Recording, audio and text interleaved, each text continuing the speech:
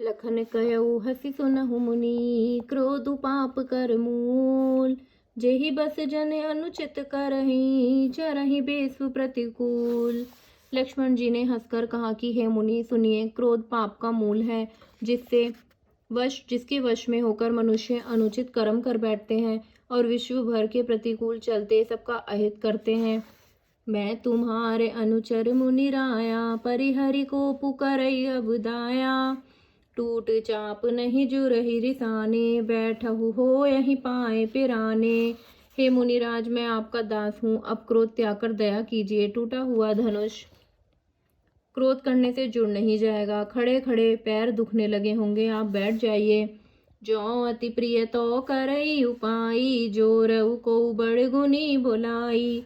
बोलत लख नहीं जनक डेराही, मष्ट करहु अनुचित भल नाही। यदि मनुष्य अत्यंत ही प्रिय हो तो कोई उपाय किया जाए और किसी बड़े गुणी कारीगर की बुलवाकर जुड़वा दिया जाए। लक्ष्मण जी के बोलने से जनक जी डर जाते हैं और कहते हैं, बस चुप रहिए, अनुचित बोलना अच्छा नहीं। थर थर कांपहि पुर नर नारी, छोटे कुमार खोट बड़ भारी। भृगुपति सुनि सुनि निर्भय वाणी, रिस तन जरई होई बलहानि। जनकपुर के स्त्री पुरुष थर थर कांप रहे हैं और मन ही मन कह रहे हैं, छोटा कुमार बड़ा ही खोटा है। लक्ष्मण जी की निर्भय वाणी सुन सुनकर परशुराम जी का शरीर क्रोध से जल रहा है और उनके बल की हानि हो रही है, उनका बल घट रहा है। बोले राम ही देई निहोरा, बचऊ बिचारी बंधु लघु तोरा।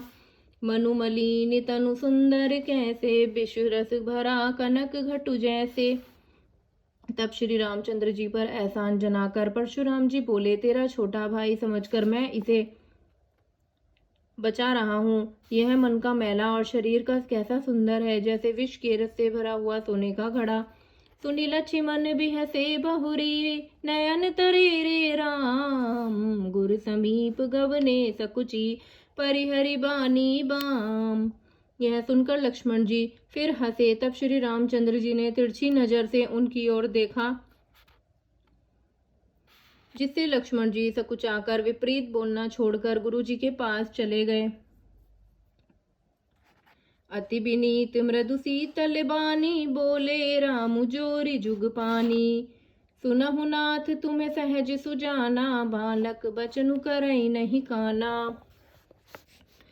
श्री रामचंद्र जी दोनों हाथ जोड़कर अत्यंत विनय के साथ कोमल और शीतल वाणी बोले, हे नाथ सुनिए, आप तो स्वभाव से ही सुजान हैं। आप बालक के वचन पर कान न कीजिए, उसे सुना अनसुना कर दीजिए। बर रही बालक एक स्वभाव, इन्हें न संत विदूष ही काऊ। तेहि नाही कछु काज बिगारा, अपराधी मैं नाथ तुम्हारा। बर्रई और बालक का एक स्वभाव है, संत जन इन्हें कभी दोष नहीं लगाते। फिर उसने लक्ष्मण ने तो कुछ काम भी नहीं बिगाड़ा। हे नाथ, आपका अपराधी तो मैं हूँ। जय जय श्री राम।